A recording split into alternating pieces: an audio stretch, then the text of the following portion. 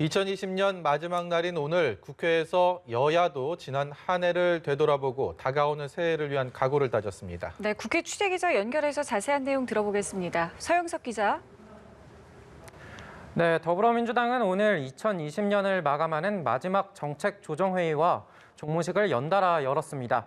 이낙연 대표는 조금 전 신년사에서 앞으로도 얼마 동안은 더 참고 견뎌야 한다면서 국민 여러분의 고통을 덜어드리지 못해 미안하게 생각한다고 밝혔습니다. 또 종무식에서 공수처 출범을 앞둔 점과 권력기관 개혁 3법 등을 예로 들며 입법 성과를 높게 평가했습니다. 우리 김태년 원내대표와 원내 행정실은 1987년 민주화 이후 최강 최대의 개혁을 입법으로 이루신 위대한 일을 하셨습니다. 네, 이어 개혁 입법을 바탕으로 하는 새 출발 역시 고민과 결단이 필요할 것이라고 내다봤는데요. 혼란과 불안이 있다고 해서 후퇴할 수는 없다며 추진해온 개혁 과제 완수를 위해 전진해야 한다고 강조했습니다. 또 새해에는 국민 통합을 이루고 사회 갈등을 완화해야 한다고 짚었습니다.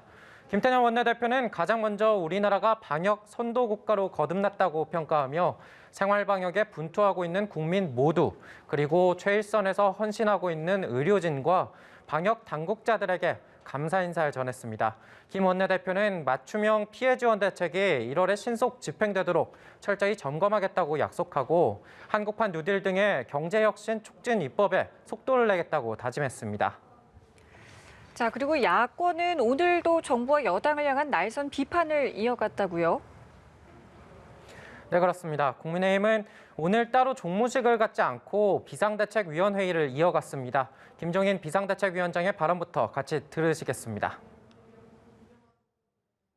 올 한 해를 들여다보면 비상식과 비정상적 상황이 나라를 덮으면서 참으로 가혹했던 1년이라는 생각이 듭니다.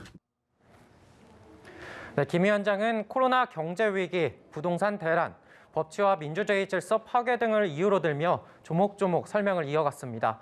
특히 올해의 사자성어로 아시타비가 선정될 정도로 특정 집단의 위선과 특혜는 당연시되고 실정과 무능은 남 탓으로 일관하는 모습이 일상화됐다며 정부와 여당을 쏘아붙였습니다.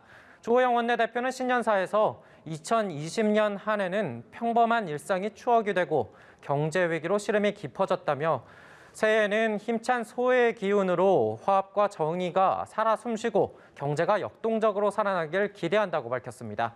국민의당 안철수 대표는 송년 인사에서도 정부와 여당을 강도 높게 비판했습니다. 안 대표는 2020년 대한민국엔 대통령과 여당 그리고 희망과 비전이 없었다면서 새해에는 바꿀 것이라고 말했습니다. 지금까지 국회에서 전해드렸습니다.